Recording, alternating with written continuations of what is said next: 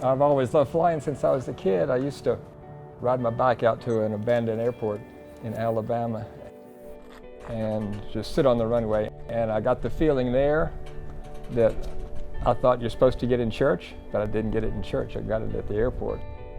I felt guilty about that, but I've always loved flying. I had bad eyes, so I couldn't go to the Air Force Academy like my best buddy in high school did. But then I got my eyes fixed. Odds and ends, taught high school, middle school, went to medical school, worked at refugee camp, Southeast Asia, worked emergency rooms around them for a while, got tired of that, retired, and just been flying ever since. I've been flying with LightHawk about 20 years, mainly in Mexico, Central America. Hey, my name's Chuck. I fly for LightHawk. It's the conservation flying group. We think there's no greater gift than this Earth. In 100 billion star systems, there's not another place like this. And our greatest responsibility is to take care of it. And the greatest tragedy would be if we lost it, if we destroyed it. And so LightHawk's commitment is to offer aerial survey to any conservation group that needs it, and we're happy to do it to support the great work of organizations like American Rivers and like Trout Unlimited, Sierra Club, Nature Conservancy. Number 346 Alpha November, no program. 346 Romeo November at the Jet Center with Alpha, VFR local flight departing to the north-northwest.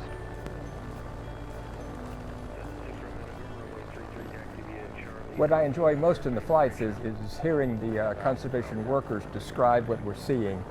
You know me, I'm just trying to fly the airplane and not hit the mountains. But to hear the conservation workers who know the area so well and know what's going on in every location, to hear them explain their vision and what they've done and what they hope to do, that's really cool. And makes it all worthwhile.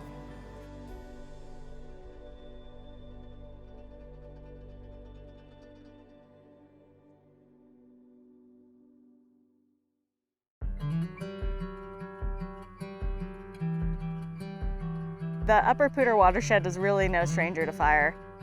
Historically, wildfire has happened, on every, 30 to 40 years, depending on the forest ecosystem. But as soon as Forest Service was established, they came up with the out by 10 a.m. policy, and so we became really, really good at managing and suppressing wildfire. There's just a different dynamic now with the fires that are burning in the Poudre and across the West. In the early 2000s, we saw several fires that burned kind of lower elevations. They were what we would now consider to be small fires. And then in 2012, we had the High Park fire, which burned over 85,000 acres of the watershed. And earlier that summer, there was the Hewlett Gulch fires. So those fires combined, all of a sudden we had over 90,000 acres burned in the watershed. That kind of scale of fire is unprecedented, and maybe it isn't unprecedented now. Maybe this is our new norm, and it probably is, with climate change and just the health of our forests is not great. The greatest impacts of a wildfire really come after the flames are out. And so we're anticipating that we're going to see these impacts for the next 5 to 10 years. The immediate impacts are directly to water quality and threats to life and safety. So both the City of Fort Collins and City of Greeley take water directly off the Poudre River, right at the canyon mouth. They've had to shut off both of their intake structures for weeks at a time. One of our next steps too is our reforestation effort. So we have combined forces with the Nature Conservancy and a few other nonprofit groups here in Fort Collins and the Front Range, using the Nature Conservancy's climate model to specifically plant ponderosa pine trees at higher elevations than we would typically expect. This fall, we're going to be planting the 10,000, and then next spring, we're hoping to plant about 15,000. Really, the long-term goals of this program is for it to last at least the next 5 to 10 years and to continue to reforest these areas that were burned in these fires over the last 10 years.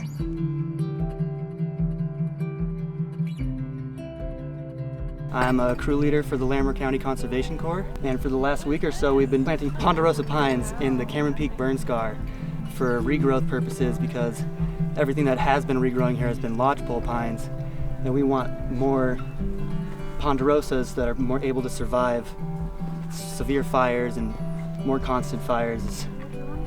You know, it is hard work. You do sweat a lot and you feel it at the end of the day, but every day you get to look back and go, I did that. I planted all those trees. You know, in 20 or 30 years, I'm going to be able to come back here and say, oh, all these trees I helped plant.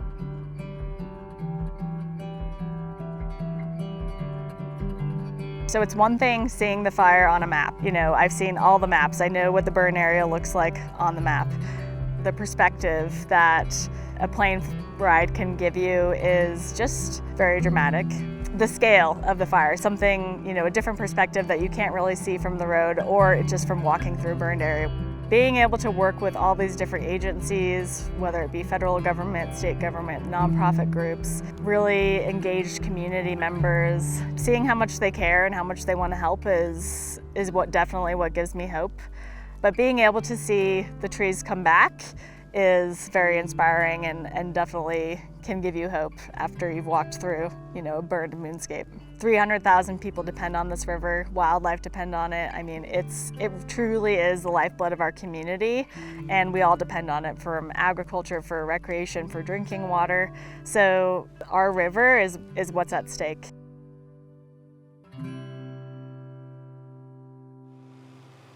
Upland grounds, stationary 346 Romeo November. Archer 151, runway 33, clear touch and go. We started in 2016 with the first Beaver Dam analogs in this spot. We built about half a dozen right here, and then we came back in and built a bunch more as the stream bed started to come up. Now you can't see any of them because the ones that are left after the flooding last year are buried, which is fine because it reshaped the valley bottom. Rather than being a deep, narrow, incised channel, now it's a meandering channel with some diversity in it and a connection to a floodplain.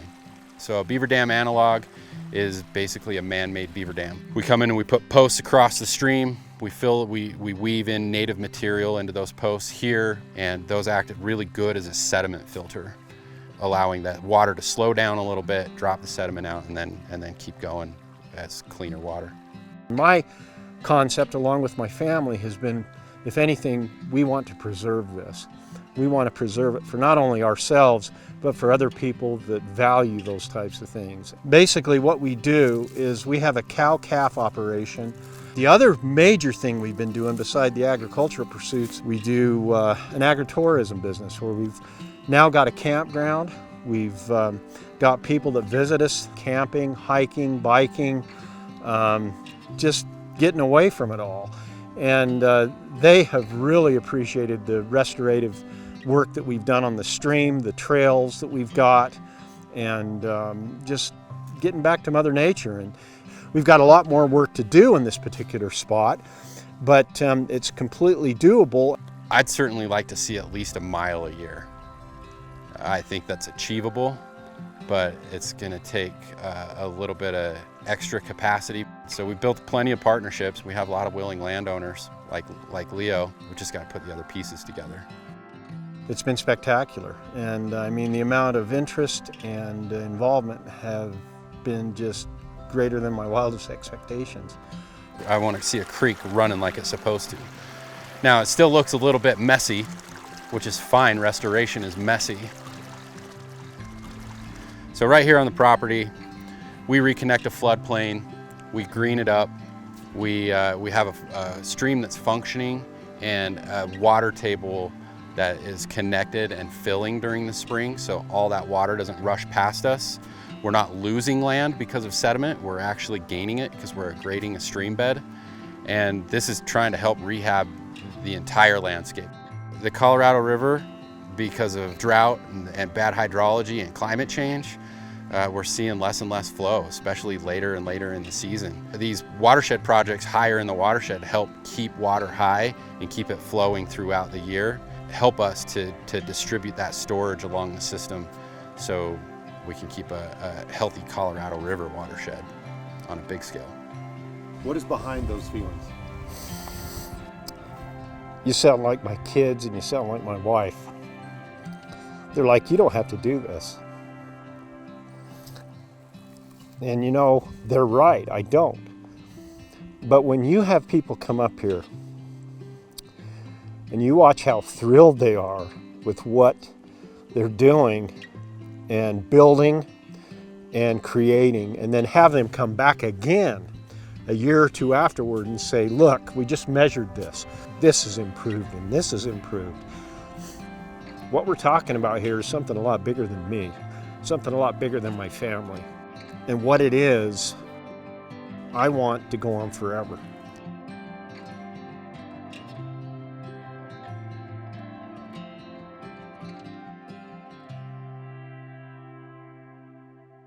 Horseshoe draw, so we'll do the river first, then we'll go up to the point. Yeah, and then I'll be able to point out the recharge project down on the ground.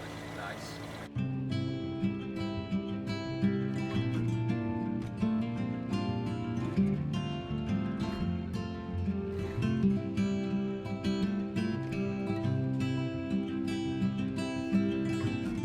We are in the San Pedro Riparian National Conservation Area. This river is really special for Arizona because it's one of the longest undammed rivers in the Southwest.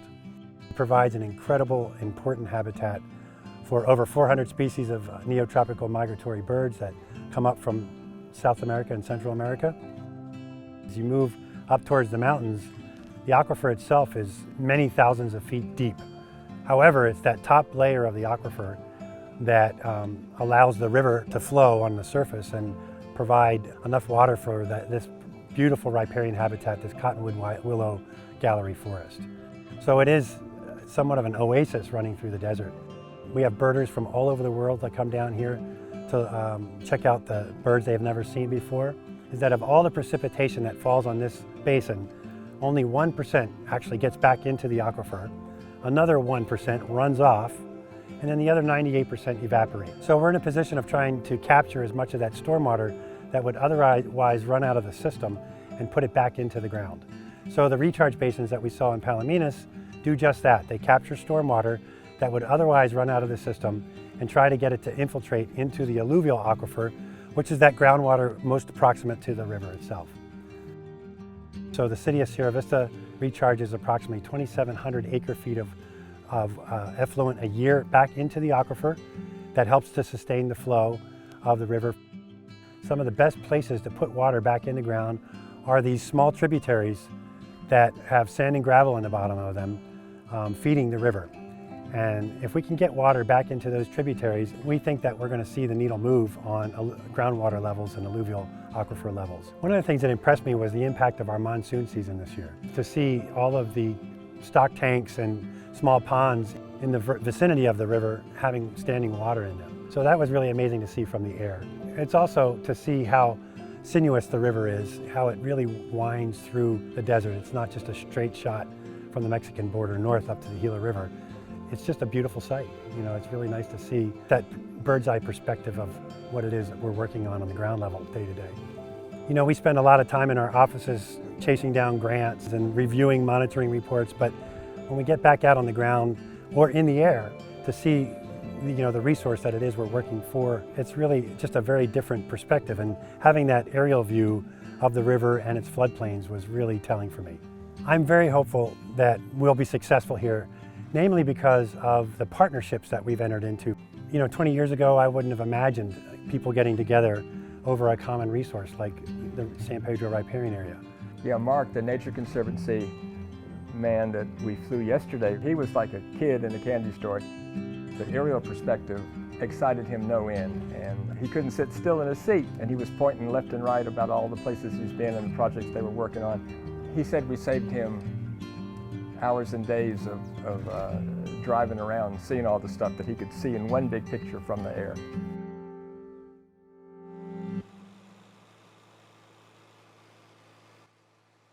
Yeah, I'll probably fly this plane as long as the plane and me can last. So I just love it, and to me there's no greater thing than to help save the earth, or at least take a look at what we have. Yeah, it's great to be part of the effort to see what's going on with the planet, to fly with the people that are actually doing the work to try to save the earth, and our little part of it, getting up and seeing the big picture and hearing them explain it, makes all the effort worthwhile. And I'll do it as long as LightHawk will let me.